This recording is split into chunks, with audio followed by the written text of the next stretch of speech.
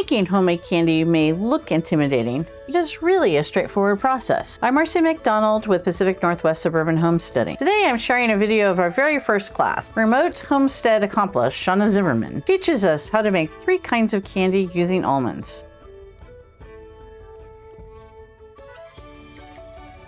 Hi, I'm Shonna Zimmermann, and today I'm here with a little different format. I'm going to be teaching my friend Ella how to make a couple different candies that she really loves when I bring into work.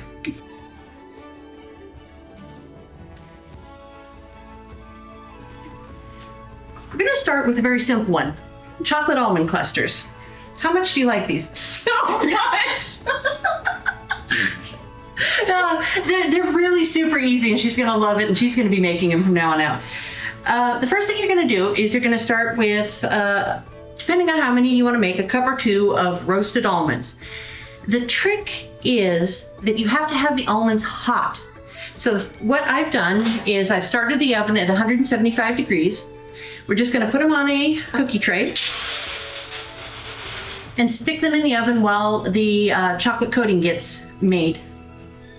So we'll just put them in here.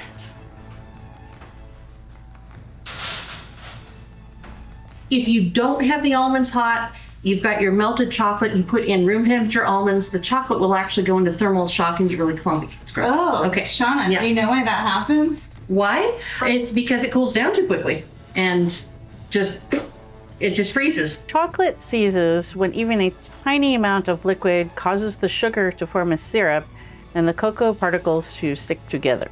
The moisture in cold almonds is quickly converted to steam when added to the hot chocolate. This is not a desirable outcome. Now, there's 2 ways of doing the coating.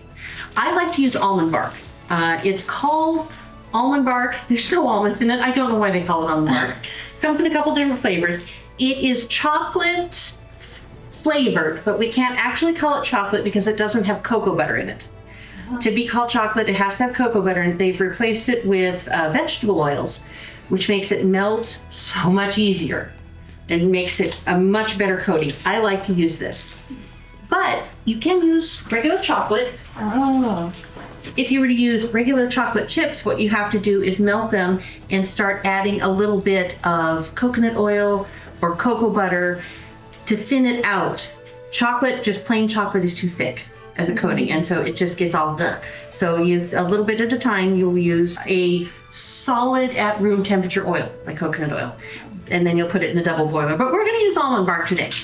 We're gonna use about half of this packet. And if you would just take this knife and just chop it into, half pieces. Okay. While she's doing that, I'm going to take a cookie tray and very lightly oil it with just regular cooking oil.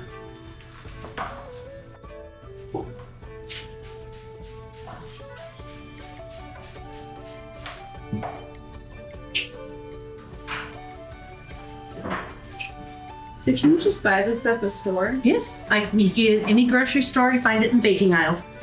So you always make it with almond bark, right? You don't I prefer it just because it's easier and there's no guesswork. The problem with using chocolate and oils is that every chocolate is a little different, and so there's not a set amount of, saying 1 pound of chocolate chips and 1 tablespoon of oil. It varies so much that I prefer to use almond bark. Almond bark is one particular kind of what is known as compound chocolate. As Shonna said, it has vegetable oil instead of cocoa butter, which makes for easy melting and a shiny finish. Locally, our usual grocery store does not actually carry almond bark, but they do have candy melt. I grabbed a screenshot from a national chain store as an example. Candy melts come in a variety of flavors, including milk or dark chocolate. I have seen them at craft stores as well as online. So this cookie sheet has been just lightly sprayed with regular vegetable oil.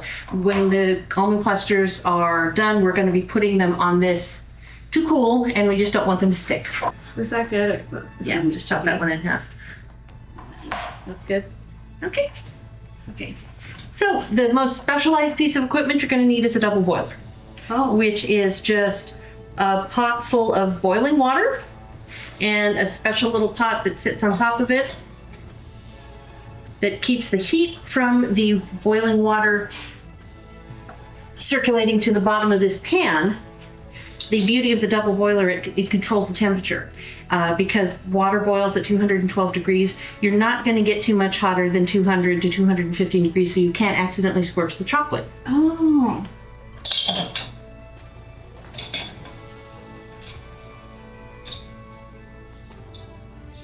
But you do have to make sure that there is water and it doesn't boil off. How much of the chocolate did you use? I used about half of the package, and we've got about a cup or so of almonds. There will be links in the description to all the recipe.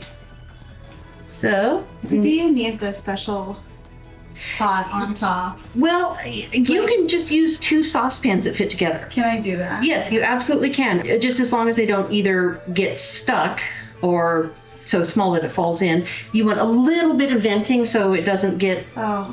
the steam built up.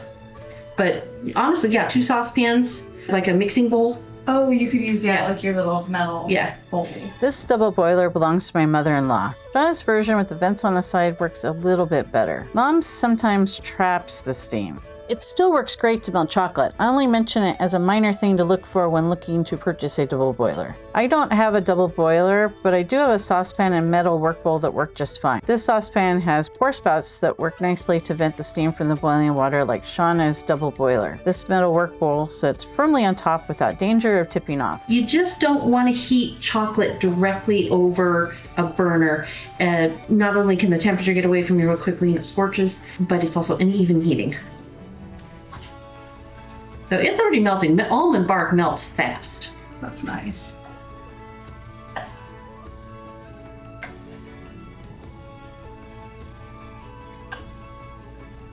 Did you do it with Pyrex? Pyrex is pretty heat resistant, so yeah, you could absolutely use that. Yeah, that'd be good. Nice and smooth. So if you're doing the chocolate chips and coconut oil or cocoa butter, this is the kind of consistency you're going to be looking for. This is thinner than just melted chocolate. So that is almost melted already. Just a couple little lumps. So I'm going to get the almonds out of the oven. Do you want me to give them out? All right. So now that it's all melted, I'm going to turn down the temperature to low because I don't want it to keep heating up and boiling. But we are ready to put almonds in. You ready? Now they're just like warm. They're pretty hot. I can touch them, but they're not room temperature. They're very warm. So we're just gonna pour them on in. Put them in there. Just straight on in.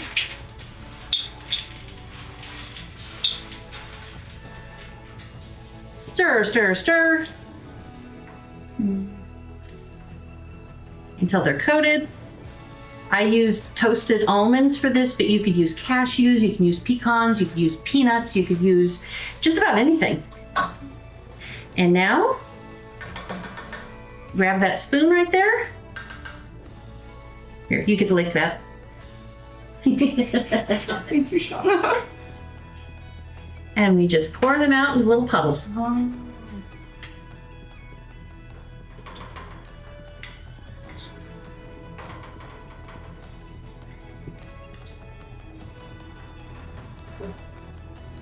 I see you eyeing them, but you have to let them cool at least 15 minutes. Only 15 minutes? At least. Oh. We could stick them in the refrigerator to cool them quickly. Now we can put the rest on the next pan. So if you would grab that and just spritz it with a little of the cooking oil that's behind me. Also, it helps to have some extra nuts on hand just in case you've melted more chocolate than you thought you did. Don't let it go to waste. Yeah, put nuts in there. Yeah. Did you rub it around with a paper towel? It's okay. Okay.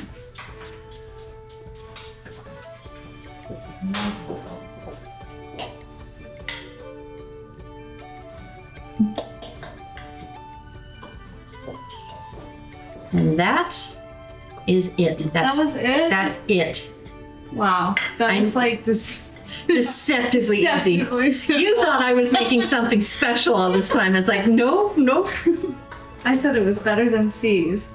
The backstory is I got a little carried away. I found a really good deal on almonds. A really, really, really good deal on almonds. I bought 25 pounds of almonds.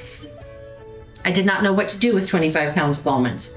I started making candy. I started bringing it in, and I was asked to teach how to make candy. I started eating it. Yes. Well, I'm really glad you liked them. I'm so happy you found that deal. Yeah. And if you find it again, now that I know how to make it, well, you can let me know. Buy some for you. Okay, so those are almond clusters. We're going to set them in the refrigerator to harden up, and we're going to move on to another treat.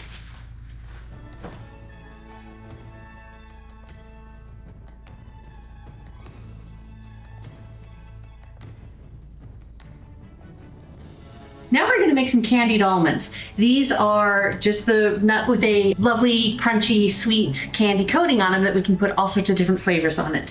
So I brought you some options today. We could do classic cinnamon almonds. We could do something savory and go with chili and garlic. Or we can add a sweet little perkiness and do cocoa and coffee mocha flavored.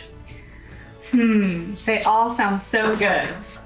I think I'm gonna choose the coffee one. The coffee one. Okay, you got it. Candied almonds are really simple. You're gonna start with 1 cup of granulated sugar, and you're gonna put it in a heavy saucepan. I love this nice deep skillet here. It's practically a Dutch oven. And a 1/2 cup of water. I start with hot water, just makes it a little quicker. And we're going to bring this to a boil. Stir it up.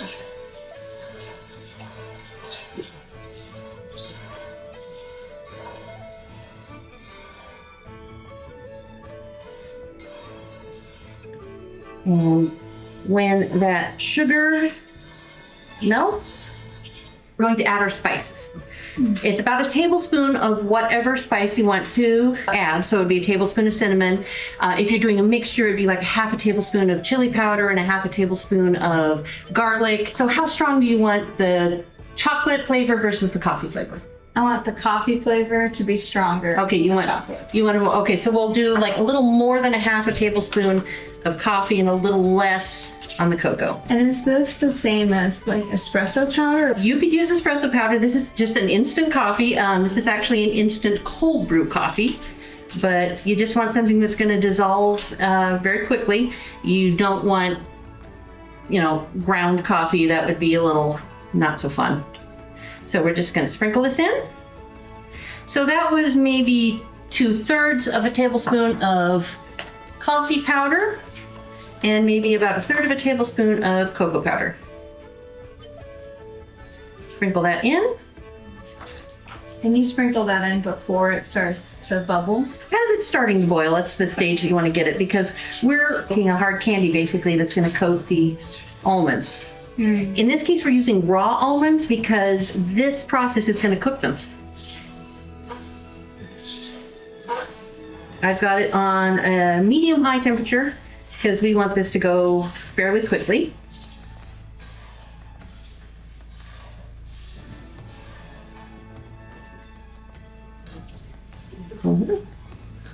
Everything is dissolved. So we're going for that rolling boil look, meaning it's almost there. We've got bubbling around the edges, but when it covers the whole thing, that's when we're going to add our almonds. Oh. Almost there. And we're going to have a cookie sheet on standby. Have you put anything on the cookie sheet? No, this will, we could oil it a little bit, but we have run out of time to do anything else. Add the almonds. Pour them in. Wow. Okay, now we're going to coat. Now we're going to let it boil down, which means that now would be a good time to put a little oil on. Do you want me to? Yes, please. Keep them moving so they don't scorch.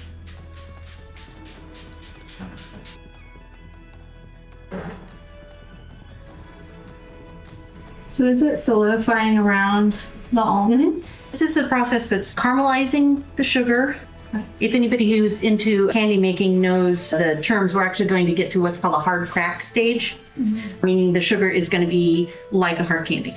It's just going to be a very thin coating on the almonds, so it's going to be just a little crunch, just a little sweet.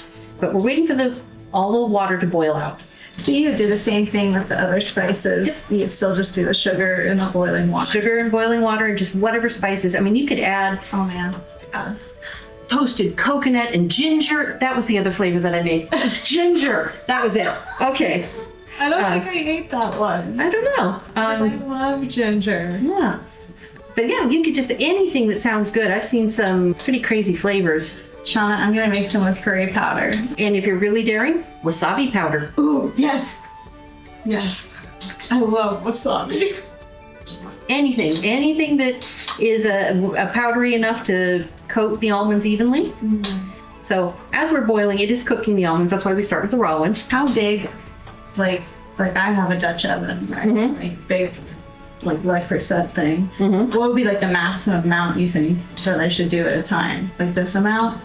You could double it. Key is having a wide enough pan so that there's surface area so the water evaporates off more quickly. You don't want a really tall, narrow pan. You want it wide and a good heavy bottom. But yeah, you could easily double this recipe. Okay. But not so much that you can't stir it constantly. So you can see it's starting to, you see how the drips that are coming off are starting to leave a little bit of a trail behind them? Starting to caramelize, but not yet. It's a little sticky. I'm not going to stick my finger in that because that's hot. Smelling.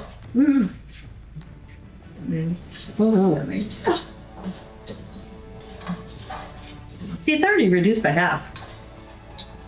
Yeah, we're almost there. Do you put these in the fridge too? To cool quickly. Yeah. Okay, now that it already reduced again. Look how long. Yeah.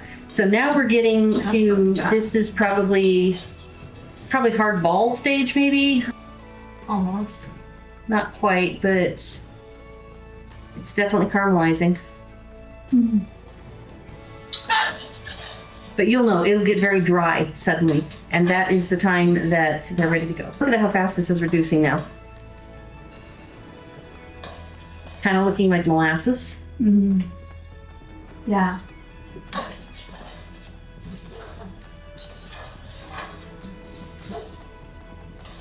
And again, I've got it on medium high. I don't want it so high that sugar burns, but I want it to caramelize fairly quickly. So look at how the pan is looking dry when I do that now. See? Almost there. It magical to watch. Magic. Reduces very quickly when it starts reducing. Now imagine doing this with 25 pounds of almonds.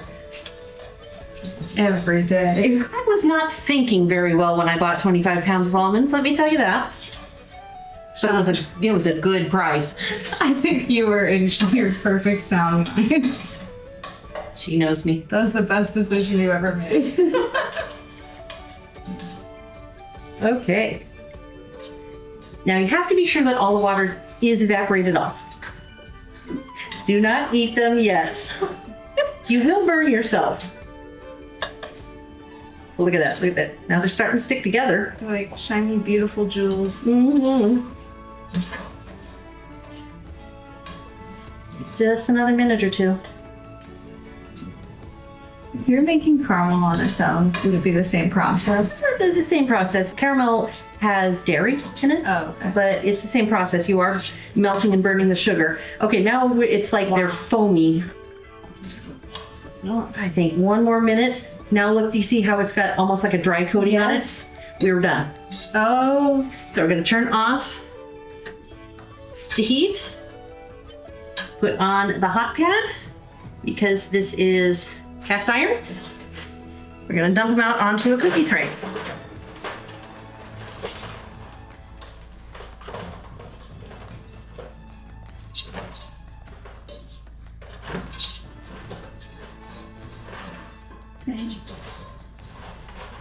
Now, if you would just break them up, there's some clumps Just break them up so they're individual. Yeah, so here.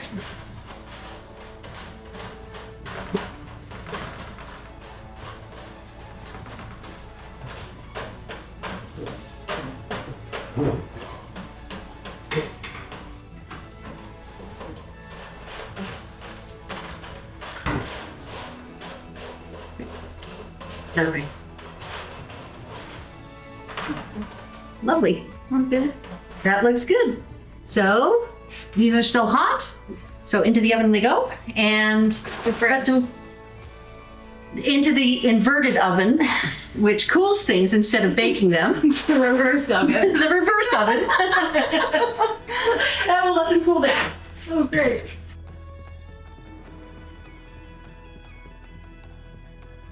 How are those clusters doing? How are those clusters? You know, I think we can. We can taste one now. They look delicious. All right, let's taste test the almond clusters. My pleasure. Cheers. Mm. Mm. So good. Now you're going to impress everybody. Oh man. I'll Mm-mm-mm. make so much of these. Can I get these as gifts? Absolutely.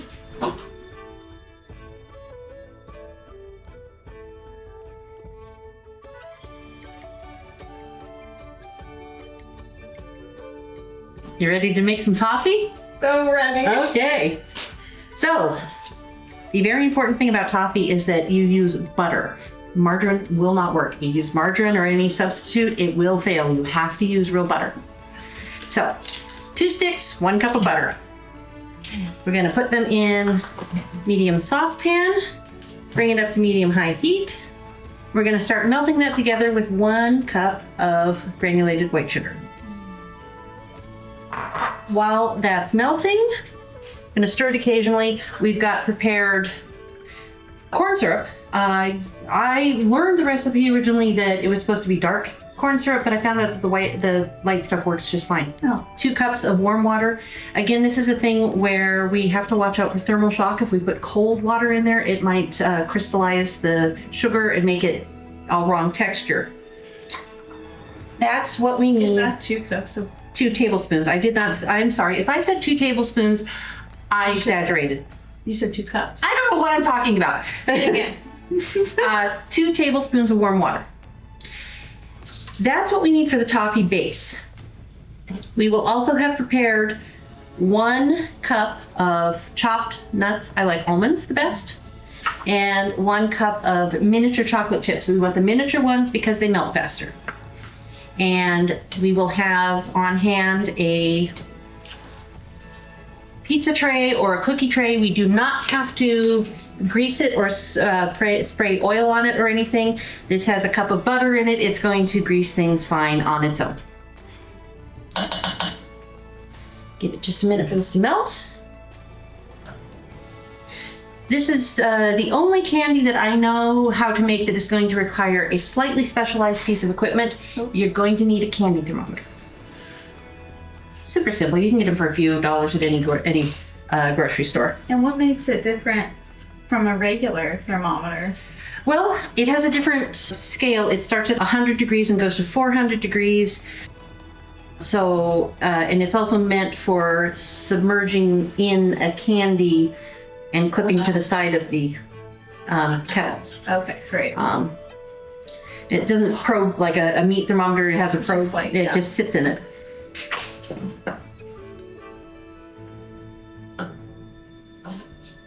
All right. So when the butter is all melted and the sugar is dissolved, which is very close to now, give it just another minute. All right. So one of the things that you're going to notice about this right now is that it is a very lemony yellow color from the butter. So that's an important thing to make note of, because if you don't have the thermometer, you'll actually know when it's ready to go because the color will change. it will go from this beautiful lemony yellow to a tan caramel color.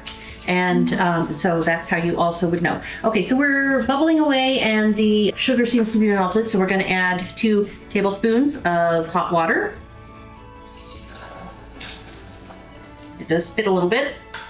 And 1 tablespoon of corn syrup.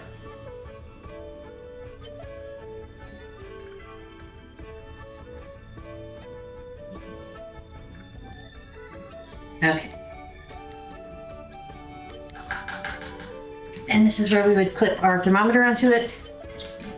It's still this nice, lovely lemony yellow.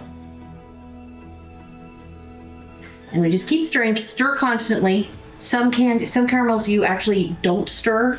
And if you do stir them, it would actually turn out with the wrong texture. But in this case, you do want to stir it.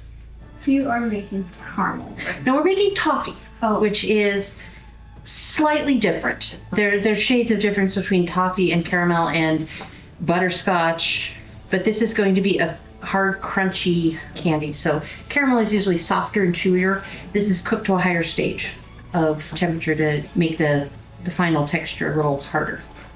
So right now we are at about 190 degrees, bubbling away. See, it's still nice lemony yellow. And there's a really lovely thing about this is that when you actually go to wash the pot, this stuff just washes right out. It's not sticky. Really? Yeah. So don't worry about the cleanup. Don't let that discourage you or intimidate you. It's actually a really quick cleanup. How about the cleanup from the almond candies? I'm going to just remelt what's left in the chocolate and sop it up with a piece of bread and eat chocolate coated bread. I'm coming to your Yes. And the pan that has the candied almonds in it, just a little hot water and it'll dissolve. Okay. So they're actually very easy cleanup. We are now at 225 degrees. Still a nice lemony yellow, although it's a little white because of the foam on top. If you look at that, it's not sticking to the sides at all when I do that. It just gets right away from the side. I want to swim in it. No, you don't. Very hot. Very hot. Yeah. We are currently at 245 degrees. Going up. Yeah. This is why when we did the almond clusters, we used it over a double boiler because the temperature didn't go so quickly. It stayed under control. In fact, we're at 255 now. And we're going for 280. So we're almost there. So, since we're almost ready, would you bring that pan down here?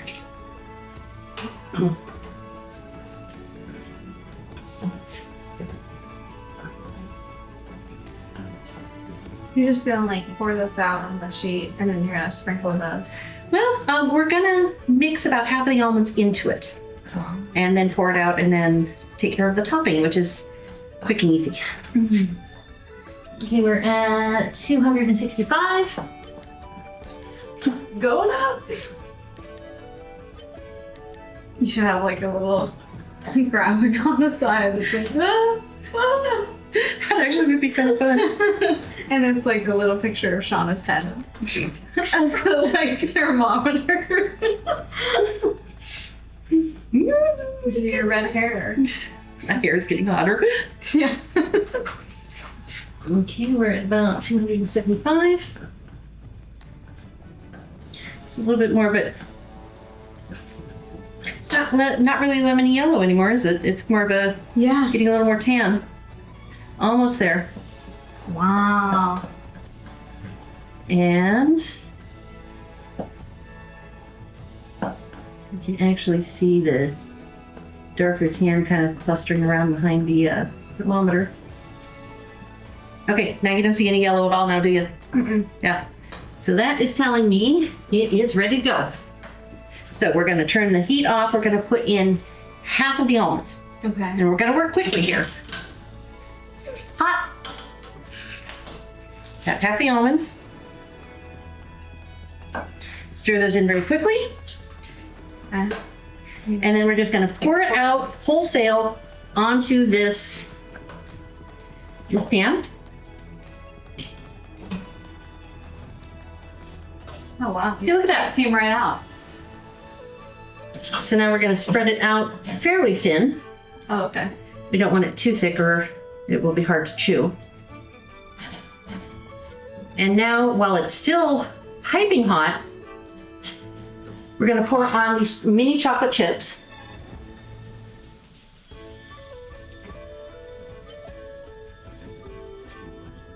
We're going to give them just a minute to melt. You can see they're already starting to melt. Doesn't matter if you get them around the edges. No, we're going to spread it around. We're just letting them heat up right now. Yeah. Wow. Yeah, look at that. Oh, Yeah. melted. And that's why I get the mini ones, because they melt faster. Ooh. And the toffee is still a little squishy, but that's okay. You kind of want to squish this all together so it doesn't separate on you. The pizza. Mm-hmm.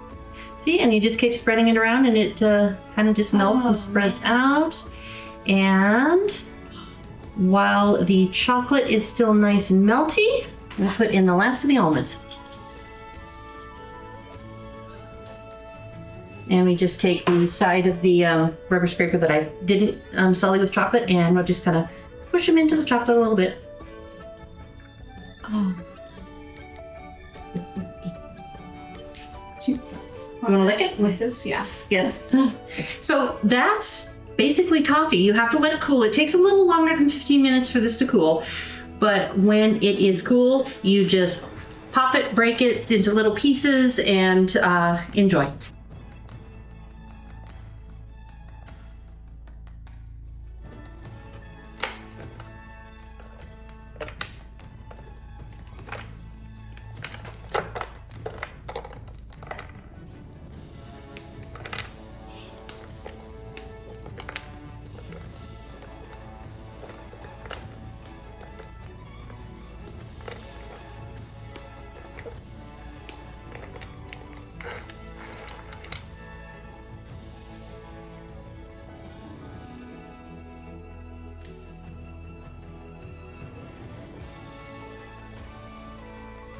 Mocha candied almonds. You have chocolate on you. You've been sneaking the chocolate, haven't you?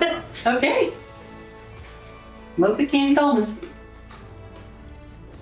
You like? Just how I like them. Mm-hmm. Mm. Is it gonna keep me up tonight? Maybe a little. If you eat the whole pan. Mm. Oh man. I am so making all 3 of these and like putting them in little boxes and giving them to people. I make one with you. I've always wanted to do that. So I'm going to send some of it home with you, but I'm going to take some home so I'm going to do photos. Thanks, There we Shonna. go. And You can put them in the same one if you want. you can do that. Be economical. Oh, they're so good! I can't wait. I love these. I'd like to offer a special thanks to Ella for being our very first participant. I really appreciate her enthusiasm and fantastic questions. I hope you had as much fun watching our Pacific Northwest Suburban Homesteading candy making class as we did making this video. Give candy making a try. I think you'll be surprised and pleased with the results. Thanks for watching. Please like and subscribe. Until next time, be curious, keep an open mind, and never stop learning.